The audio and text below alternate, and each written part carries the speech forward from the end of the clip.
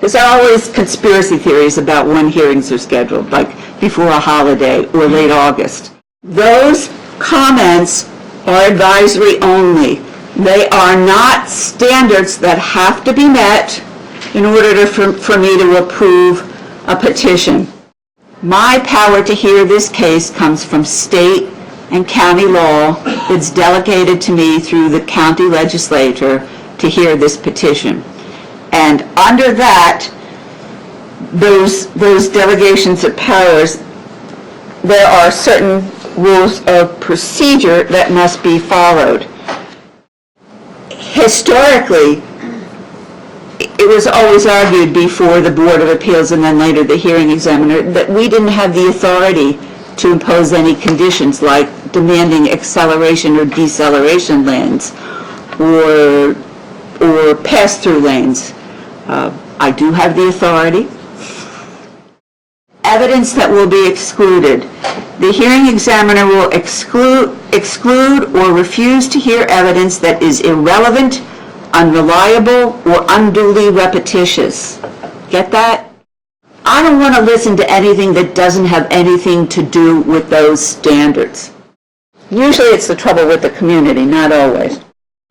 Now we're getting to stuff that you like and don't like.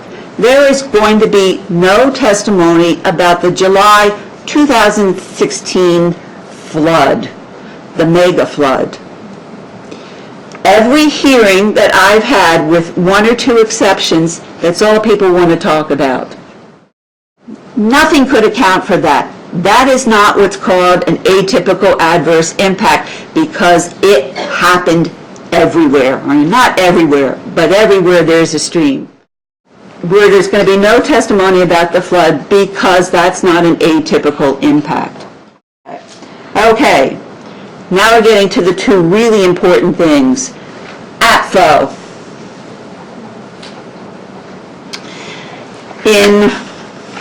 We all know what went on with Apfo and what's about to go on again with Apfo.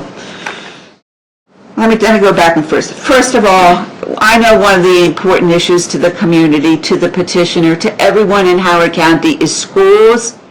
Show me that and I will consider it, but I cannot consider anything to do with Apfo at a conditional use hearing in Howard County. The only issue about schools that I can consider is related to one standard and one standard only, and that is the specific standard, section 131.0.n.11. The petition shall establish how the age restrictions required under the definition of this use will be implemented and maintained over time. That's the only thing. So that has to do with what's in the covenants and the HOA arguments. Nothing about schools is going to come into evidence. Please focus on the standards. Okay, next one. Traffic. I know that there are big traffic issues in this community. Under county law, and I sent out an advisory county solicitor's opinion letter going back to 1993 and I sent this letter out, and I have to copy in the petitioner's counsel on this letter. This is a letter going back to 1993 from the county solicitor, and it's been held up subsequently in courts of law. The county solicitor in 1993 said this, and I'm going to read it.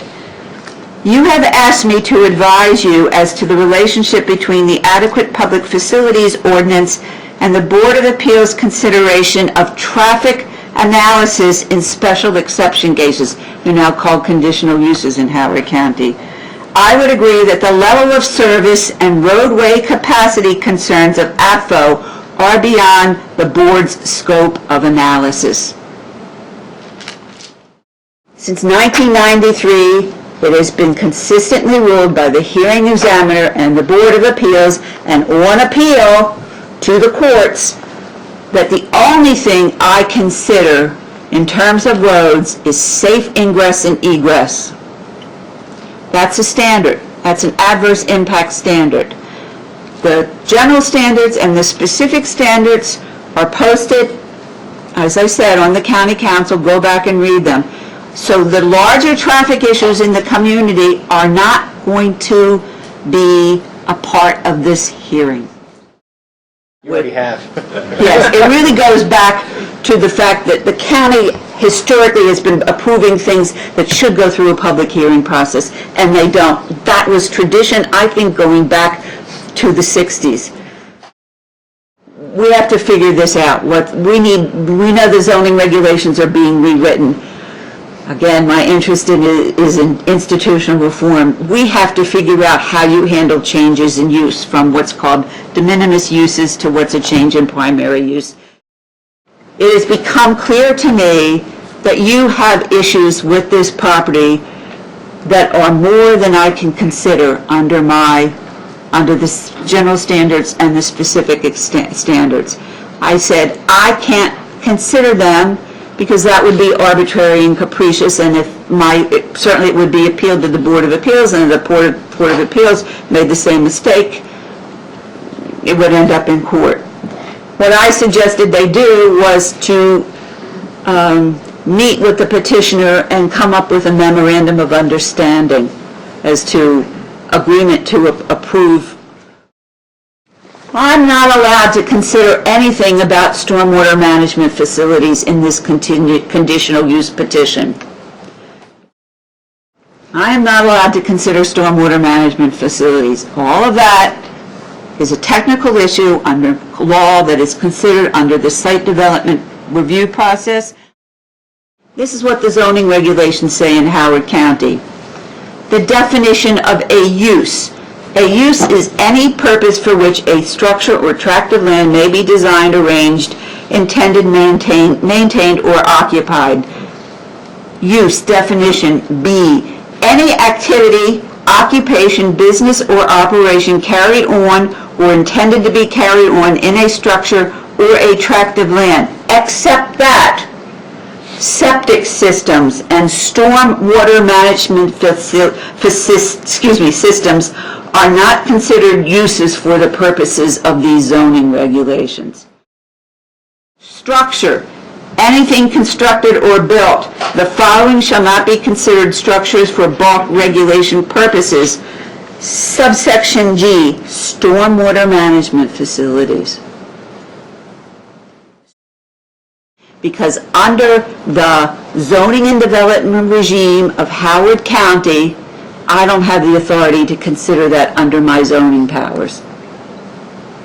There is not a single, in my 12 years and the 5 years before the hearing, there's not a single decision in order which deals with that.